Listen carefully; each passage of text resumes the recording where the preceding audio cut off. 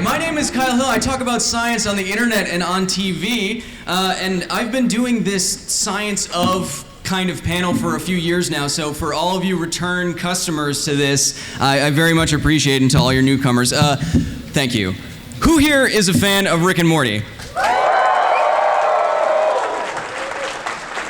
I was told that hand gesture means peace among worlds. It's great. I honestly think it's one of the best shows on television, and I would not be doing this if I didn't absolutely love it. I think it's emotionally resonant and funny and smart, and the reason why we're here, it often features clever use of science. Oh, yeah. So we're going to be talking about how science fits into the show with some very special guests, which weren't in the panel description, so I hope you're excited. So first, I'm going to introduce my scientist on the panel. He is a quantum physicist at Caltech, outreach manager at the Institute for Quantum Information and Matter, and consultant on movies like Ant-Man, and she is a neuroscientist and science communicator who you may have seen in Al Jazeera America and Discovery. Please welcome Dr. Spiros Michalakis and Dr. Crystal Dilworth. Oh, yeah. Anywhere you want. Oh, yeah. It's going to get nerdy in here. Now, like I said, some very special guests. Who better to talk about the inspirations and the science behind Rick and Morty than Rick and Morty and the creators of it and the writers of it?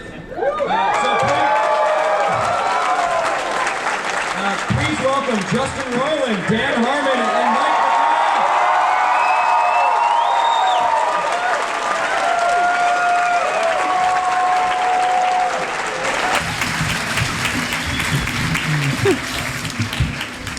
Yeah, special guests.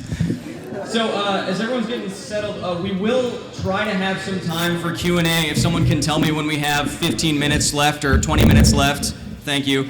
We will have some time for Q&A, so if you have any questions for our panel, hold it in your mind, and when we get to the end of the panel, we will start asking those questions. I guess that we should start with the obvious. Dan, Justin, and Mike, why is there so much fun science in Rick and Morty? I mean, are you science geeks or enthusiasts, or is it just kind of coming from writing a character like Rick? I mean, we're insane sci-fi fans, so I think it starts from that, right? Like that's sort of the beginning, and then just fascinated with crazy theory, like the simulation theory and Fermi paradox and so on and so forth. Are we all gonna end up dead, and whoever is gonna take on the legacy of mankind is just gonna be a bunch of computers? All that kind of fun stuff that we like to think about on the show. But yeah, Harmon, what do you think? Yeah, that kind of covers it, I think. I've always been fascinated with science. That's different from saying I know it. Sure. I'm not the smartest guy in the world, but I definitely, the classes that I enjoyed and couldn't wait to do my homework in and passed all the tests in were science classes. I just thought it was. I think that's where it starts. That's where the appreciation starts. I mean, I would never say that someone is not cut out for science, or you said not the smartest guy in the world. It doesn't matter to me. I mean, if you have that spark of curiosity and you like learning about stuff, yeah, it's enough. I find that the metaphors for life, like if you're talking to your friend about what's going on with them and you're trying to give them advice that they need, I find that understanding some principles of biology, for instance, is kind of helpful sometimes. You kind of go well, I don't know, I'm not going to babble about it, I'm not a scientist, but it just the more you learn about how stuff works on a fundamental level, I feel like it actually does affect your mood when you're standing in line at the bank, or things that I haven't done in 10 years. Absolutely. And Mike, I know you've added a lot of science through the writing of the show. Where does that come from you? I think that when we're writing it, we want these really big, epic things happening around the funny stuff that's going on with Rick and Morty, and sometimes that's stuff we get inspired by from science fiction, and sometimes that's actual science, because when you have something that feels real, that you want to test, that feels like a bigger, true thing in life, it's even funnier when an alcoholic grandpa is dragging a kid through that. Yeah, didn't we have like a whole episode where they were gonna something with like a Dyson sphere power? Oh, yeah. It was like a week of breaking a story. We've been talking about Dyson spheres for like since and Grey season Goo 1. and like we love Grey Goo. Yeah. Spiros, do you want to explain what the Dyson sphere is real quick? I don't even know if I can right now. So there are different ways, I guess, of getting energy, right? Is this actually working? Okay. Yeah, get closer, man. Look at me. So We are a Type 0 civilization. yes, and Dyson sphere has to do with getting to a place in human history where you have enough energy, right, to expand to different parts of the universe. But to me, I guess what was more exciting when I was watching Rick and Morty was this notion of using this concentrated dark matter. Do you guys remember that episode? Right?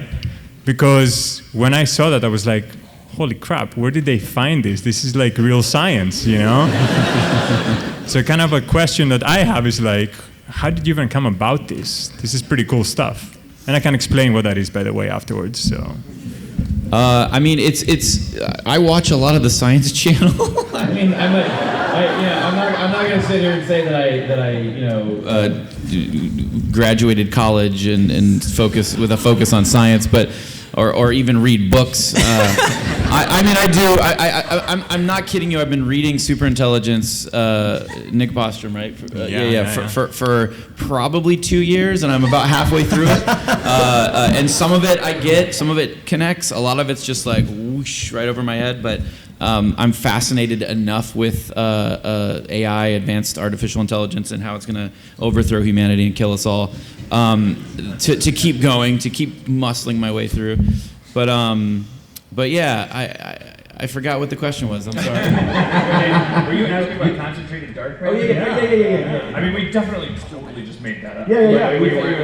Well, you say that. Okay, no, wait. You say that, but when we look at the universe, it seems like there isn't enough mass to make the galaxies move the way they do. So when we look at that, we think there are these concentrations, these web-like spindles of dark matter throughout the entire universe, making it go. So much like concentrated matter makes Rick's car go, it also makes the universe go.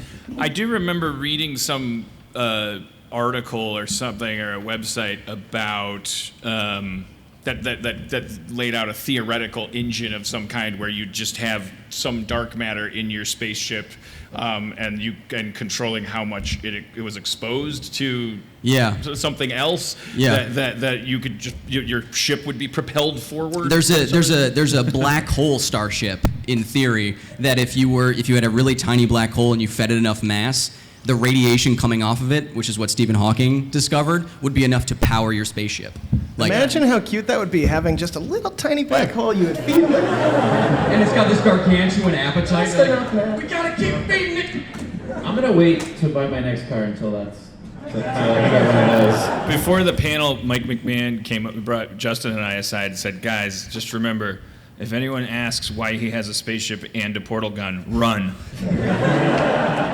But then I said he plugs the portal gun into the spaceship, so it's fine. Don't worry about it. He docks it. He can dock the portal gun into the spaceship, thus allowing him to teleport the entire spaceship to whatever alternate reality he wants. That is a real thing. We put it. If you look close enough, you can see it. I don't think we've ever seen them do it on screen, but it's sort of like behind the scenes, right. Like science exclusive. Stuff. Yeah. So I mean, a lot of what I love about Rick and Morty is that each episode, while fitting within a narrative arc, is almost these wonderful little self-contained stories that have their own little theories that they're aping on and dealing with. And one of my favorites. Of all TV recently is the Memory Parasite episode. Oh yeah. Which I've watched a lot of science fiction and I haven't seen that idea before, and I was very impressed by it.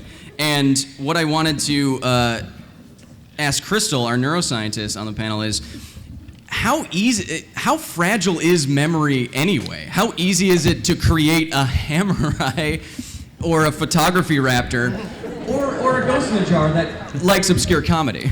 Well, I think that you haven't seen memory parasites in science fiction because they aren't fiction. It is actually possible to implant false memories into a human. They've done studies on this. Just simply by suggesting that something has happened to you, 50% of a population of test subjects will start to believe that narrative. And I think almost 20% of them will start to add on to the story that you've told as if they are actually remembering it. Now, I don't know if you could implant a memory of something quite as outlandish as all of the house guests in the Memory Parasite episode, but this is based on something that is true for all of you. So we could actually implant a false memory into, I would say, 50% of the people in this room about this panel. It was amazing. Your mind was blown. You were all planning on being quantum physicists in the future and telling all of your friends to watch season 3 of Rick and Morty. Wow, that was good. Sam, you tripped in front of Wetzel's Pretzels. You tripped and fell in front of Wetzel's Pretzels at Comic-Con 2017. Do you remember when that happened? Oh yeah, and then he fell and all those people laughed. Yeah, and everyone laughed. Oh, and then you got up and dusted yourself off, and everyone cheered and clapped. Will that work? Will people think that actually happened? I think you have to repeat it. Oh, like 1,000 times? Okay. Look underneath your seats. We do have questionnaires for this. I'm kidding, of course. Backstage just a few minutes ago, Justin, and you were talking about Nick Bostrom, who kind of got simulation theory into public consciousness with an essay in 2003. I want to get into simulation theory a little bit. Spiros, being someone who questions reality as it is, what are the chances that we're in a simulation right now? Okay, so the simulation theory is actually what is called a trilemma, right?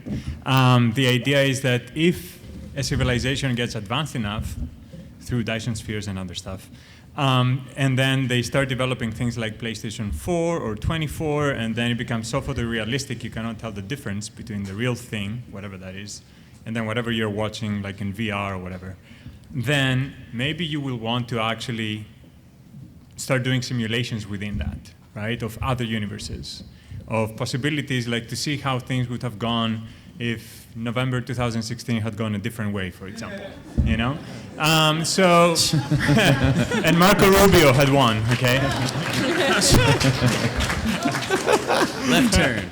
But the idea is that within those ones, right, within even the ones that have the ability to actually make the simulations, some of them may decide we don't want to do it. You know, we're just boring, right? But the ones that actually do make those, then they spread like a tree, like exponentially, because within this one, you're going to have another like 20 of them and so on and so forth. Yeah, if you had enough processing power and you wanted to run a simulation, you could run billions. And the question is, are we at the root of reality or one of the leaves of this like tree of simulations, right? And is somebody like, you know, Mark Zuckerberg of another higher level the one who started the whole simulation for this one, and if we figure this out, we're all wiped out immediately, for example, right? Like reset. So if we figure out that we're the leaves, we get reset? Yeah. Well, we're the root then. Yeah. Let's just all agree when we leave here. If the odds of us being the proto reality and not being in a simulation are so slim, in my opinion. That's leaf talk, bro. Like, Wait. I'm confused as to how most of the people on this panel seem to think that there is one reality that we all subscribe to. Oh, that's true. No, I mean, I wonder about that. Like every decision that's made every day could potentially split. Every single one of us lives in our own reality, which is constructed for us by our brains, which is an amazing predictive machine. So it's making predictions about the sensory information that's taking in and constructing the reality that we all think is the only one out there. So I think when you're talking about reality and what we accept as our own, you really have to talk about at what scale Yeah, that discussion is being had. There's because of the way your eyes work, when you move your head quickly, there are frames where it's black and your brain can't process it, but your brain stitches that together into the movie that is your life. I wonder what we're missing out on. Ooh! I took a tour of a cavern. What was it? Carlsbad. It was like, and then they take you to where there's literally no light, which you don't experience a lot of in this world. And then they told us to hold our hands in front of our faces, and there was a certain percentage of the people that felt like they could see their hand in the total pitch darkness, and the tour guide said that's not. You're not seeing anything. Your mind is creating an image of your hand in your brain. That's how your brain is constantly doing that. And you can see it. And you can see where it kind of glitches. If you've ever looked at like a three-dimensional cube, that you learn how to draw in middle school, and you try to find which side is pointing towards you, and it will flip. It's because your brain has two models for how this cube can work, and it can't decide. It's actively changing what you think is real. It gets much weirder than that, by the way. It gets much weirder than that, yeah. Like, for instance, in November. That's right. Even though we're in the wrong reality for some reason. Trump is like that. Those two ugly women that turn into a vase. But they're... That's your faces. Why are they ugly? They're just silhouette. That's what I was gonna say. Yeah, they're just silhouettes. You're seeing Am I judging the women? Am I Project my sexism onto the... Those two mean women that turn into a vase. they were like crones or something. I thought that was part of You're mixing the other one. It's an old lady, and then you turn it upside down, and it's a beautiful woman. Okay. Do you know? That turns into a rabbit. So I have another question about intelligence, because the show does deal a lot with time and our perception of time and how our brains work. Crystal, could you give a dog enhanced intelligence? And how would you go about it if you were a mad scientist? I was super excited about this question, and I just was talking at Kyle for several minutes about this. So I have this whole plan. So you can't take a dog's brain and turn it into a human brain so that it totally understands and processes language the same way that we do, because they're missing like a whole part of the cortex and like a lot of neural connections. But I feel like you could probably create an artificial intelligence that used the dog's brain and the fundamental instincts that a dog has. So there's certain firing like patterns in the brain when it's hungry or thirsty, and the AI could recognize those firing patterns and say this correlates with hunger, and then translate into a more complex way of communicating that. So it could translate for the dog, I am hungry, and then you would feed it. And I think that is a really, really useful tool that I would like to use in romantic relationships to avoid passive-aggressive sort of communication, and then it could be just sort of easily translated into addressable needs and wants. Yeah. Are you working on that, by the way? I am going to ask some friends to start working on that for me. Yeah. I'd like that too. It's just always, I'm fine. Translation, I need to talk to you. I have a question about, speaking of dogs and how they think and stuff. I don't know if this is in your field, but why my golden doodle what he watches the television. I have another dog that's like more of a mutt. Like, I think he just gets excited that the other dog's excited. But like my golden doodle Harvey, like he sees animals on the TV and he responds to them like they're real. That for some reason Danny DeVito. And he just like barks and gets all freaked out. Like, why is it that some dogs see the television and react to it as if it's real? What is it? I know you're not a veterinarian neuroscientist, but you're a scientist. No, I mean, I think that dogs are an amazing example of directed evolution.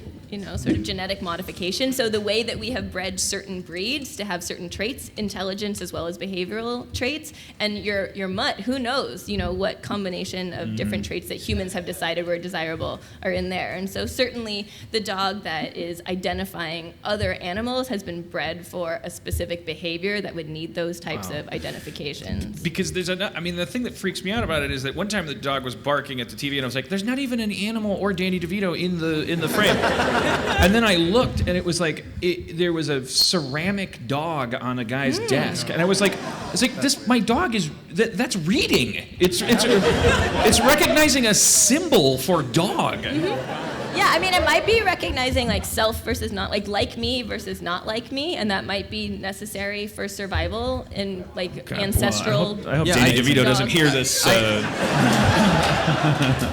I think it's a good example too of what biologists call like an evolutionary trap. Mm-hmm. We've evolved to a point where we can create images and likenesses that fool the evolutionary history of other animals. So there's a famous picture of a frog that ate a Christmas light, and its whole body is lit up because it bit down on a Christmas light. The idea is that it's evolved to eat fireflies. But we've created this trap where it's the only thing it's ever known for millions of years that makes that light is a firefly, but now we have lights. So I would imagine it's the only dogs for millions of years, and as they've evolved, have always been used to, if they see another dog-like thing, they bark at it. Mm-hmm. Now that there's a screen, it bypasses that. It's like, yes, that's what I've always been used to. Of course that's a dog. I don't know what a screen is. I took a sheet of paper and just drew three circles, 3 black circles. I have 2 Maltese dogs, and when they were a little over a year, Jerry would bark at the 3 black circles. I think because like eyes and a nose. Eyes and a nose. Yeah, I'm not kidding. Like it was. That's all it took for him to go crazy. It's easy for us too. We fall into these traps all the time. Did you know why insects circle your porch light until they die? Is because somebody, I think, will tell me if this is true. You're a scientist. They navigate by the moon. They're not trying to get to the moon, but they know that if they keep the moon on one side of them, that means going in a straight line. In their evolutionary history, there haven't been lights or campfires. Even. Yeah, exactly. So if they always keep it at a certain angle as they fly, it's going to keep changing because it's a point source. Things. Like what do we? It's we're monsters. We're a virus on this planet. But where are the bugs? Humanity must be stopped. Where are the bugs going? That's what I want to know. They're just circling that moon until they die anyway. Like, what do they got? Business somewhere? The moon's taking. I guess a bug that dies by porch light. At least it gets to live a life where it thinks it's running a marathon. I've never gone further in my life. He's his best bug. Yeah. Well, the moon is the moon. The moon is far enough away that it's always at the same relative angle. It doesn't change with a single. You know what? Let's move on. So, no, this is what we're doing. Go ahead. But we got more. Okay. Yeah. Spiros here is an expert on time and reality and quantum physics, and one of the things I'm asked more than anything that is an awesome thing that happens in Rick and Morty is that time stops. Yeah. Boy, that was a tough episode to write. Yeah. And to watch. Yeah. What made it so difficult? Because we were messing with time-related things. I guess the house party, they freeze time, but then the one coming back, because it was a time. Anytime you start messing with time, or time travel, or any of that kind of stuff in the writers' room, it's just. There's so many sweater threads that can get pulled, and your brain can start to melt because you're just I just remember walking into we had a spin-off room doing jokes, and I kept ping-ponging back and forth. I think you and Roller were in there writing that. I'd come in and I'd walk into the room, and you guys are having the most insane philosophical conversation about time and how does time work, and it's trying to wrap your head around the concept of time. It's 4 a.m. We have to have the script done, And it's just like that, whatever. Do you remember? That episode is crazy. Do you remember the 4 a.m. question that undid everything? We were No, so close. what was it? We had like everything plotted out. The script was almost done, and I'm not going to throw them under the bus, but somebody sat back, and like time quakes are happening, and there's all this stuff happening. It's that episode where they're like, "There's 2 dots," and somebody sat back and said, "But if all this stuff is happening, and reality is disintegrating, where are they standing?" And everybody sat back, and I think Dan had been typing, and he just stopped. And everybody held their breath, and he sat back and was like, where are they standing? And it like derailed us for another like 6 hours. It was so fun. Spiros, do you have anything about Yeah. Also, I'd love to hear this. we should just hang out then and talk, right? It'll be faster. So, okay. Well, so there are different concepts of time, right? The one we're used to comes from what is called the arrow of time. The increase of entropy, that we're always going towards macroscopic scenario that are much more probabilistically relevant than other ones, right? For example, all the air in this room all of a sudden being sucked into that corner is very unlikely because there's very few configurations of the air molecules for that to happen. And even if it started there very quickly, it would move back uniformly, right? It's not because of some law of physics. In fact, I think that the laws of physics come exactly from that principle, right? The ability over time to move towards configurations in the universe, whether it is quantum mechanical or just classical that we're used to, where it's just much more likely at our level of reality, right, macroscopically, for them to appear.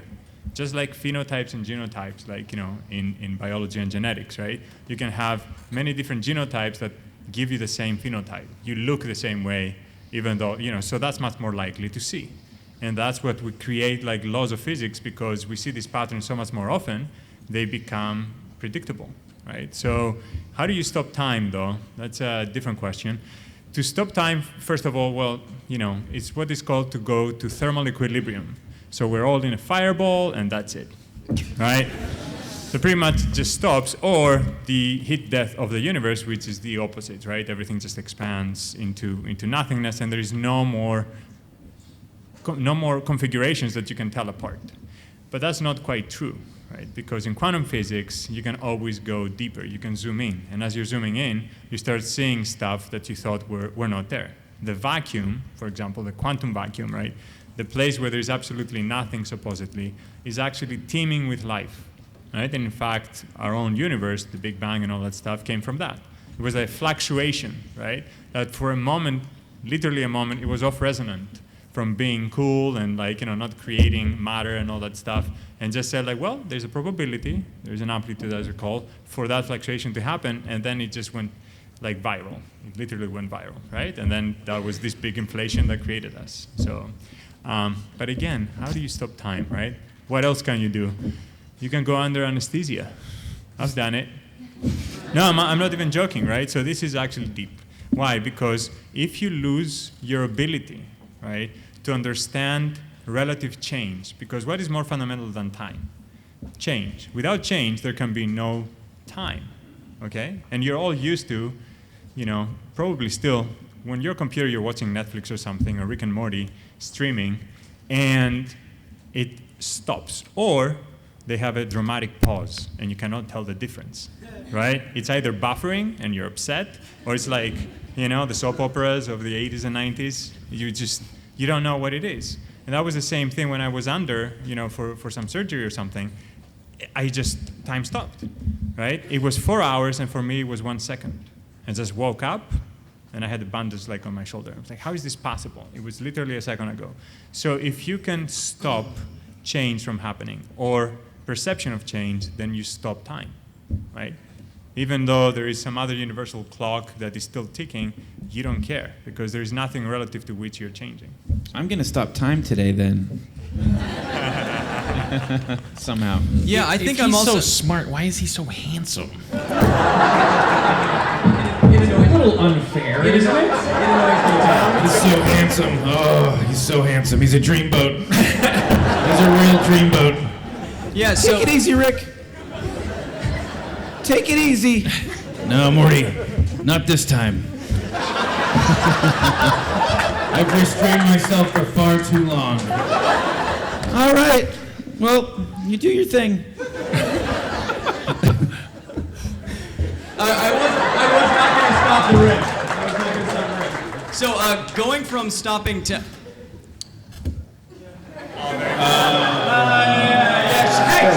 Hey, shut up. It's funny. So going from stopping time in the beginning of season 2, the beginning of season 3, which was the best April Fool's Day prank ever. What better prank than to give everyone what they want? Something that was in there that is a common trope in science fiction, but it was used to good effect here, was transferring your consciousness into another body or brain or vessel. And I wanted to gauge what Crystal thinks about taking everything that we think is you and moving you into something else. So it was really interesting that I recently did a story on human head transplants. And so I kind of encountered this idea of, if your head was transplanted onto a different body, who would you be when you woke up after time stopped and you came to? Because so much about what we identify as ourselves is rooted in our fundamental understanding of our own biology, the things that we take for granted, our heart beating, our breath. And if that was happening in a different body, be it a tiny Rick or a completely different body, what would that be like? And I think that our concept of self would be fundamentally changed, but our perception of existing wouldn't. And I think that duality would probably make for some very difficult existences. That's exactly what happened in Tiny Rick. It is. But I did have a question for the creators about when you were creating that like sort of depiction of the duality, old Rick, trying to communicate. Was there an idea that you had that there was actually a soul or a fundamental identity? Because it's the first time that the reality of a character had changed, and they didn't just kind of like go with it. Right. It was more the idea that of what is youth, how much of what we are when we're younger is simply hormonal. That was more the thought of it. Was like. If your body's younger, I mean, we all remember being young. Some of you still are young, and little do you know that the world feels more dramatic than it'll end up being when you're old and bored. I asked my dad when he turned like 55, and I remember being really scared of mortality. And I said to my dad, like, God, don't take this. I don't want to freak you out, but like, what is it like? Like, are you scared? Do you think about death and stuff? And he's like, 55, I kind of done everything. I'm kind of just waiting to die. I was like, jeez, that's baller. But anyway, I mean, it's like, and when you're 18, you're like, holy crap, this is the worst day of my life. This is the best day of my life. This is so, I'm in love with this person. I'm gonna marry this person. And then you're like, I hate this person. And it's not that you're any dumber. It's not that the reality is any different. You're just kind of processing stuff. You got them hormones. I'm always wondering, like, is that because of lack of experience, or is that also because, well, your glands are younger, they're secreting different amounts of things, and isn't your brain just it's an organ, right? Your brain is literally half-baked at that point. It's not done maturing. So what you guys have done, have taken the consciousness from a mature adult human and tried to transfer it into an underdeveloped teenage brain that hasn't finished developing yet. Like, there's whole sort of like cells that wrap around the neurons to make their processing better. There's whole areas of the cortex that haven't finished maturing until you're about 25 years old. I argue that it's earlier in women. But I think science would back me up on that. So that whole idea, it wasn't just kind of like adult brain consciousness to another adult. It was adult brain consciousness to the teenage experience, which kind of completely lacks controls from the top down. You've sort of like depicted that. Well, there you go. Totally scientifically accurate. Perfect. Yeah, absolutely. So with that, we have about 10 to 15 minutes for questions. So, like this young man, very enterprising. If you have a question, you can. He knows what's up. You can line up at the microphone, and hopefully we'll get to your question. please keep them to a single question and make sure that your question is a question. I like turtles. Hey, that's great. Sit down. So, what is your name? What is your question? Just, yeah. So, my name's Aaron, and my question was, why does Rick have a portal gun and a spaceship? Run! He plugs it in. I knew it. Not bad. Okay, you have one more question. Are you really asking that? You want us to talk about that? Sure. I mean, we did have that conversation. I mean, there's the portal gun docks in the spaceship. Yeah. And that he uses the spaceship, and you're probably going to ask then, well, yeah, but why? What if you can just walk to different places? Because the big question, I think, behind the question is, does the portal gun transport spatially? Yeah, and we yeah, don't. right. We have hinted that it's. You would assume that it does, Yeah. but we actually had a really long conversation in the writers' room about how we have not yet canonically established that the portal gun can, for instance, you can go from Arizona to Florida with it. We did it. Wait, What's that? Why would you want to go from Arizona to Florida? Well, just we actually spoiler alert. Cover your ears. No, we actually do in season 3 that we do actually establish that you can hop from the last one, the very. Yeah, you're right. Yeah. Okay, all right. So then the I just think look, man. Some people like to drive. It's like taking an airplane or driving. Well, there's also the matter of, though, it could be the portal gun. We don't know if it's based on how much guesswork is involved. Like, does it work like a web browser? Do you need to bookmark a place and to make sure that you're not going to portal into solid matter or something like that? Do you have to have been there where you're portaling to? We don't know that. Can I take this one? Since right? The reason why I went to quantum physics is because my advisor said, would you like to continue doing bioinformatics, or would you like to learn about quantum teleportation, right? So that's what my work is on, right? And hey, you can talk about whatever you want, Dreamy.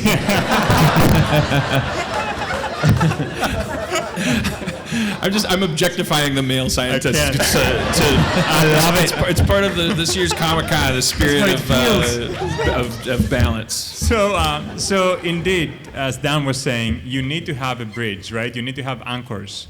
So in order to actually teleport, what you need to do. All right, so this is exactly what you need to do. You can actually take notes. First of all, you need to create 2 tiny black holes. I'm not even joking, right? I'm sorry. Yeah. Then you have to start feeding them with matter to get bigger and bigger. But you need to actually manipulate one of them with a quantum computer so that it creates entanglement between the 2 black holes. What you also know as a wormhole, right? Once you do that, you're able to actually traverse that wormhole if you do the right computations on one side. But then you're stuck inside of 2 black holes. So then you need to turn on what is called another quantum interaction on one side to actually deform the boundary of the exit black hole. And you end up, instead of ending up inside the other black hole, you end up just outside, which means you've just teleported between 2 points in space. Right? He's taking notes. Yeah. Okay, good. You're gonna have to figure this out, right? I'm retiring after this. So, but this is just one theory. The other one is that the portal gun is something that takes you to different realities. Oh yeah, right? Yeah. So the many world theory, for example, it's a misnomer. Right? There aren't that many worlds out there. It's a single object, like a prism. You can think of the multi-dimensional, beautiful diamond that we're inside. And we get to observe it from different viewpoints. Every single viewpoint is a different reality, but it is of the same object. We're looking at the structure of a single object, like the mothership kind of thing, okay? But just looking at it from different points of view creates both the illusion of moving in space and moving in time, and also changing the configuration within space-time to a different type of reality. And I would like to think that this is what they were thinking when, they decided this is the portal gun, and it's green for obvious reasons, right? So it's real scientific and magical. Real magical and scientific. That was awesome. I hope that answered your question. Let's take the next question. What's your name and what's your question? Hi, my name's Tim. Hey, Tim. I was wondering, anyone on the panel had like any cool or fun like scientific concepts or theories or occurrences that they might want to see in the future of Rick and Morty, or that might be showing up soon in Rick and Morty? Good question. Oh my goodness. You want me to tell him about the juggler fish? No. We did do. We had trouble. We didn't end up doing it this season, but I'm sure we'll do it in season 4. We did want to mess on a small scale with time travel in the form of a kind of like a kind of a ghost ship kind of thing where it's like their hyperdrive malfunctioned, and so there's like a looping factor happening.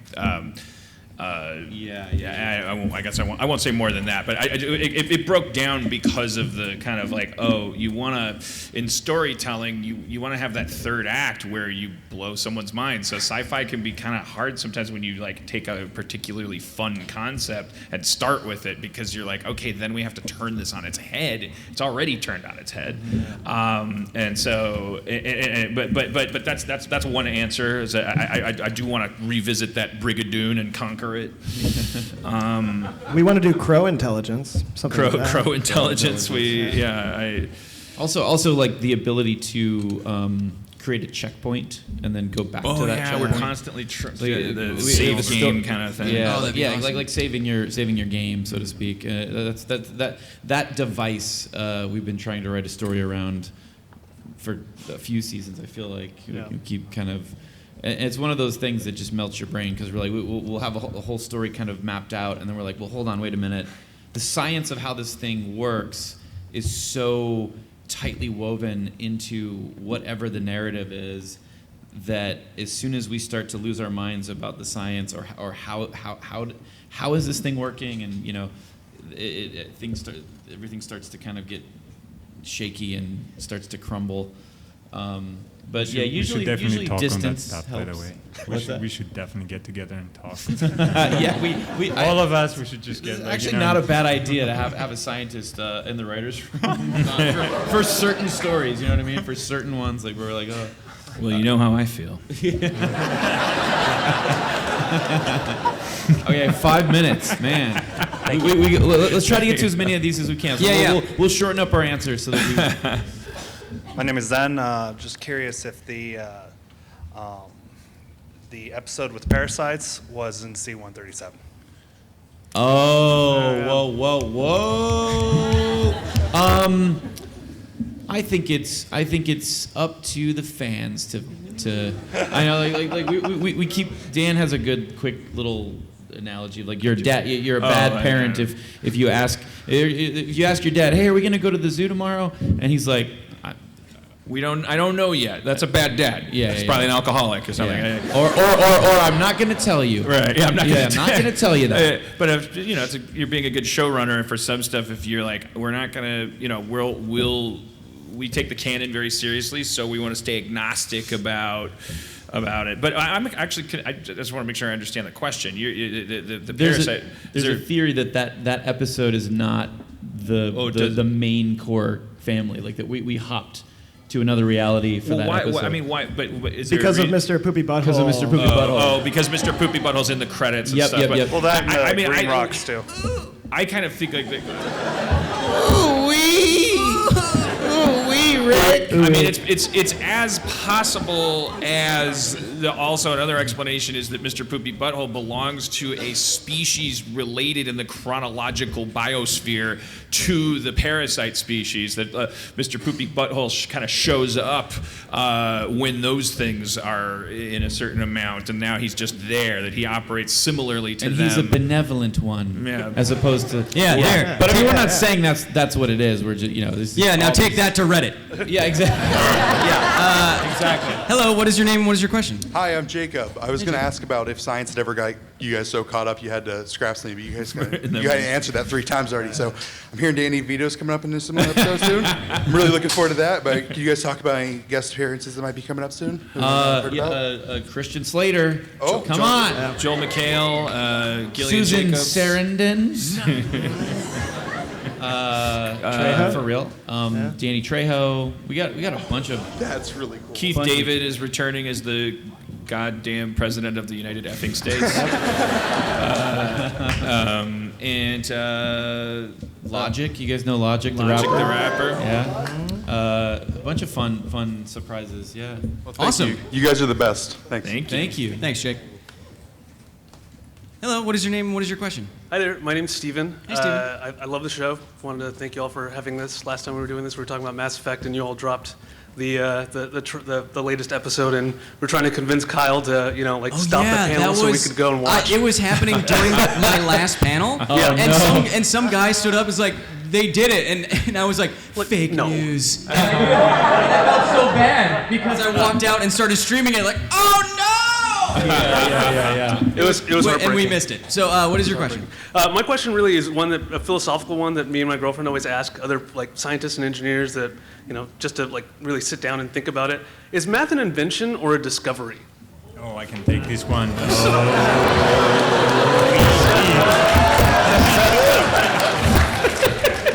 Only on a panel like this can you get that question. Be like,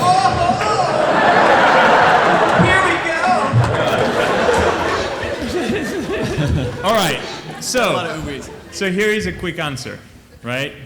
It is an invention. Now, why is it an invention, right? Because there's something more fundamental than mathematics. The foundation of mathematics is what is called set theory. But you can go beyond that, below, right? Mathematics is, by the way, the foundation of all of physical reality. And I believe actually that it is a balloon. Physical reality is a balloon that we are inflating until it covers most of actual mathematical reality with unicorns and all of the other friends from the Parasite episode.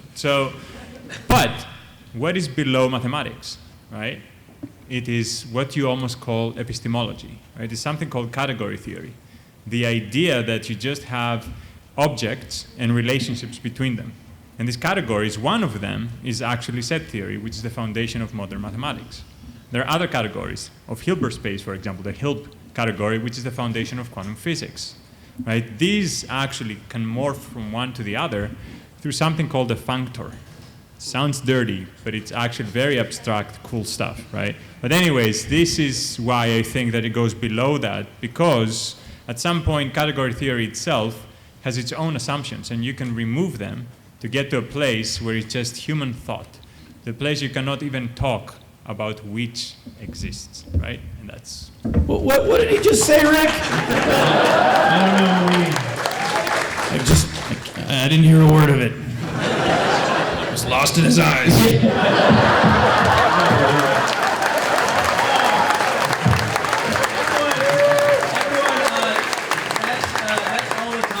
That we have.